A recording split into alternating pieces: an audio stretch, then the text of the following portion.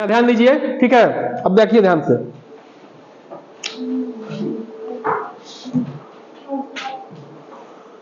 बीजीय व्यंजक के सभी पद लिखिए, ठीक है बेटा। हाँ, जो बीजीय व्यंजक बनते हैं तो एक होता है कांस्टेंट टर्म, पद की बात कर रहा हूं, जैसे ये पद है, ये पद है, ये पद है, ठीक है, 3 पद बनता है, ठीक है। तो यहां पे कांस्टेंट 3 है और वेरिएबल x है, कांस्टेंट 7 है, वेरिएबल y, ठीक है, और यहां पे कांस्टेंट केवल 9 है, चर और अचर, ठीक है।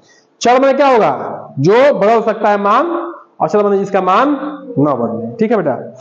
देखिए, जो ये बीजीय गुणनखंड है, बीजीय पद है, और ये क्या है, संख्यात्मक खंड है, गुणनखंड है, ठीक है ना। तो यही हमें ध्यान रखना है। तो पद, बीजीय जो व्यंजक बना हुआ है बेटा, ये पदों के जोड़ या घटाना से बना हुआ, ठीक है। जो बीजीय व्यंजक बना हुआ है वो किससे बना हुआ है, पदों के जोड़ने या घटाने से बना हुआ है। तो वही कहा कि पद कौन कौन से हैं, ठीक है, पद जो है कौन कौन से हैं। तो देखिए बेटा, एक तो 3x है, दूसरा क्या है 7y है, तीसरा क्या है 9।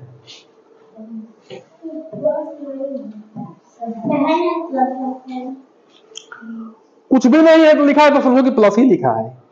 ये मत समझना कि सर जी यहाँ पे -7y लिखे हैं, ठीक है, तो यहाँ प्लस क्यों लिखे, कुछ नहीं लिखा है, इसका मतलब क्या है, प्लस है, ठीक है ना बेटा।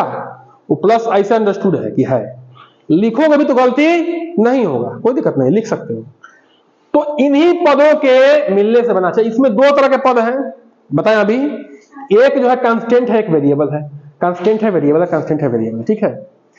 तो ये बीजीय गुणनखंड है और ये क्या है, संख्यात्मक। जो संख्या हुआ है संख्यात्मक है, बाकी जो एक्स वाई जोड़ होता है, एबीसी होता है, क्या होता है, बीजीय खंड होता है, ठीक है बेटा। बात समझ में आई कि नहीं समझ में आई। तो इसको अब आप लोग लिख सकते नहीं लिख सकते हैं, एक किससे मिलकर बना हुआ है 2a², ठीक है। इसमें जोड़ा गया किसको, 5a को, इसमें किसको जोड़ा गया 3b² को, यानी कि ये 3 पद से मिलकर ये बीजीय व्यंजक बना हुआ है, ठीक ना। तो इसको जो सिंगल सिंगल है, इसको जो जोड़ा गया है, इनको जोड़ने से बना, इसको पद कहते हैं। क्या कहते हैं, पद। बीजीय व्यंजक के सभी पद लिखना है तो हमने यहाँ पे पद लिख दिया, ठीक है बेटा। कोई समस्या है इसमें, बस यही आपको ध्यान रखना है। आगे देखते हैं, अगला है x के गुणांक बताइए, ठीक है। ध्यान रखिए बेटा, हम लोग जब ये शुरुआत में पढ़ रहे थे, ठीक है, तो हम लोग क्या बात किए थे, ये इसको लिखने का मतलब क्या है बेटा, 3x लिखा है, इसका मतलब क्या है, इसका मतलब क्या है कि 3 में x को गुणा किया गया है।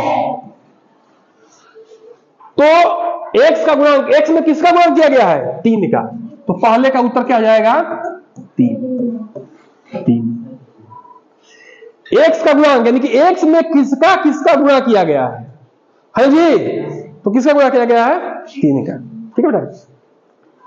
इसको हम लोग क्या लिख सकते हैं, इसको तोड़ेंगे तो क्या लिखेंगे, -a गुणे x, लिखेंगे नहीं लिखते हैं, लिखेंगे, तोड़ेंगे तो इसको क्या लिखेंगे, -a गुणे x।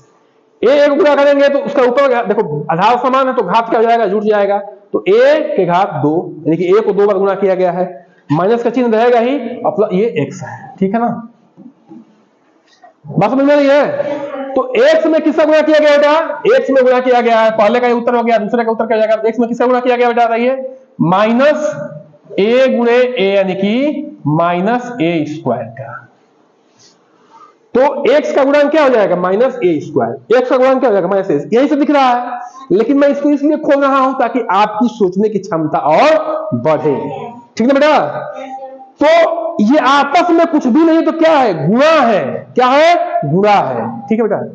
अब मैं इसको लिख रहा हूं बेटा, इसको क्या लिख सकते हो, 5 गुणे x गुणे y गुणे y।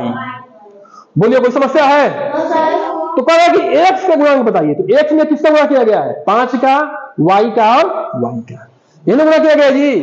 तो मैं लिख सकता हूं तीसरे का उत्तर जो है कि 5y²। x में किसका गुणा किया गया है, 5 का, y और y का, तो y गुणे y क्या हो जाएगा, y स्क्वायर होगा कि नहीं होगा, y गुणे y क्या होगा, y स्क्वायर होगा कि नहीं होगा, बताइए। अब ये है, तो यहां इसको मैं क्या लिख सकता हूं, माइनस पी गुणे क्यू गुणे एक्स। तो एक्स में किसका गुणा किया गया है बताइए, बोलिए, माइनस पी क्यू का। पी गुणे क्यू लिखिए या पी क्यू लिखिए, ये आपके मन में होना चाहिए कि यहां गुणा है। बात समझ में आएगी, समझ में आएगी?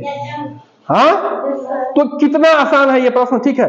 तो ये प्रश्न आसान है, लेकिन आपको समझ में आना चाहिए कि क्या, ठीक है, संख्यात्मक गुणनखंड क्या है, संख्यात्मक गुणांक क्या है, बीजीय गुणनखंड क्या है, ठीक है, और कांस्टेंट क्या है, वेरिएबल क्या है, चर क्या है, अचर क्या है। कांस्टेंट वेरिएबल ही चर अचर है, ठीक है, हिंदी और अंग्रेजी नाम, ठीक है बेटा। तो